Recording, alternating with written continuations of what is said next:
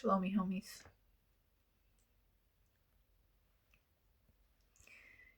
Here to share a word, to say a word about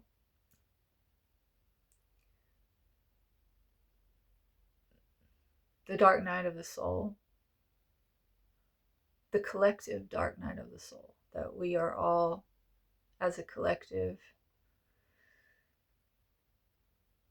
stepping into at this very time in history. I believe that's what's happening, is we are going into the furnace. And we will be transformed and eventually born anew, be reborn. This is what happens in the dark night of the soul. An existential crisis brings you to a point of surrender. You become so confused, so lost, that you don't know where to turn, you don't know what to do, and so you just collapse in on yourself. This is my experience. And anything I ever say on here is just me sharing my unique perspective as a child of God, in case it might be helpful to anyone else. I don't think I, am preaching the gospel here. Meaning, I realize there are other ways to see things, But I have gone through my own personal dark night of the soul, and that has led me to a place of believing that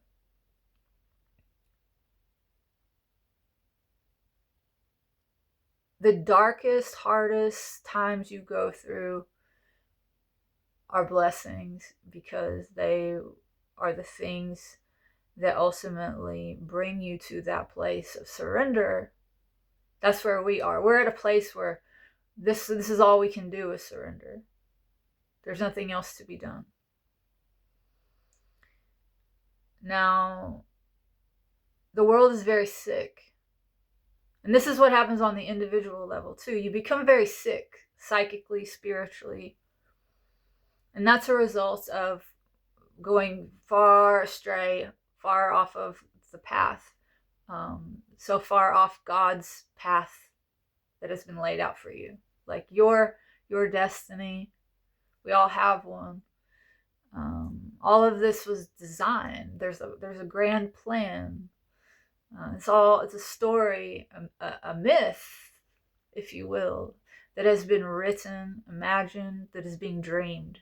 There's many different concepts, metaphors you can use, but this is all happening in the loving mind of our Creator. And we each play a role in this collective myth, and each of our lives is actually a myth.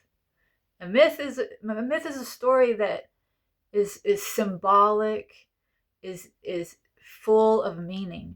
Your life is full of meaning, but we are embedded within a false matrix, a creation of the limited minds of men, and this matrix mimics God's creation, God's story, God's plan. It makes it perverse and upside down and twisted, right? And so it writes its own version of how life ought to be for you, right? It gives you a different script than the script, the story, the destiny that God has placed in your heart. And this is what causes us to suffer, because it's at odds with our nature. There's a discordance that occurs that leads to disease, anxiety, depression, all the things that you see in the world that are medicated by the matrix, by the system, so that we will ignore it and we will keep walking further and further away from God's plan, our destiny. Now, Every myth has a hero, a lead character. That's you in your life. We are all, as individuals, the hero of our own myth, our own journey. It is a hero's journey. This life is a hero's journey. And part of that hero's journey is the dark night of the soul. If you are in pursuit of realization, of waking up, of finding your destiny, of remembering who you are, that undoubtedly, definitely will lead you to a place of breaking down, surrendering, going into the dark night of the soul, being spiritually alchemized and transformed, being reborn, remade in the loving imagination of your God, and filled with the Holy Spirit.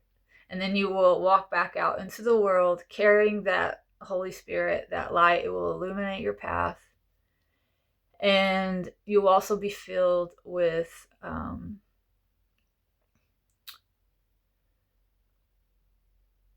innocence. Once again, you'll be restored to innocence. You come into this world with innocence. It's an innocence of ignorance, of just not knowing anything. And all of the struggle, the suffer, the lessons, the things that bring you to the place of surrendering, breaking down, dying to the ego, that will create wisdom in you. Right? And it is the wisdom that you are accruing all along the way, through the suffering, through the struggles, through the lessons. It's that wisdom that's growing that will lead you to the surrender. And then once you're remade, you are completely filled with the wisdom of the Holy Spirit. And that is a wisdom that you have earned, achieved through agreeing to go on the journey. You're here collecting, bagging up the wisdom. And that leads to a renewal, a return to innocence, but it's now an innocence that you have chosen in wisdom, right? So you come full circle. You're born innocent, you fall away from God, you fall away from your innocence. You miss the mark, you sin, you become corrupted. It gets heavier and heavier and heavier and too much to take, and you suffer, and finally you let it all go. And then you're filled again with innocence and wisdom. But this is why that everything that's happening in the world right now is, to me, a beautiful thing, because it's an indication that we're coming back around to remembering our innocence, choosing our innocence. We're going to be reborn in wisdom. Now, how does that look on a time scale? I don't know. But my personal experience tells me that that's where we are at as a collective. And this matrix, one of the things that it does is it has been selecting, like the further away we get from God in pursuing our own selfish desires and the pursuits of the ego, it has been selecting for, like, it's become maladaptive. Human beings have become maladaptive, selecting for traits that aggrandize the ego. That we've come to worship the ego and make the ego our God. And you see that manifested in people's mental health through things like personality disorders, narcissism, cluster B traits like, borderline personality disorder, psychopathy, sociopathy. There's a lot of that in the world. And those conditions are, they're born of a massive ego that is looking to protect itself and stay alive. And the ego will do anything to stay alive and to prove itself real, because it's not real. That means that if we are living for the ego, necessarily we are living a delusion and an illusion, because the ego's not even real. It will lie, cheat, and steal, and do all things ungodly to assert itself to prove itself real. But it's a lie. And the lie is crumbling. So if you're someone who is struggling with mental health, with depression, with anxiety, with knowing who you are, if you're completely lost, if you're beating yourself up for that, please do not. Because it's a natural response to this world. It actually means you're healthy. It's our way of finding our way back to homeostasis, to go through this sickness, this illness of the mind, of the psyche, of the soul.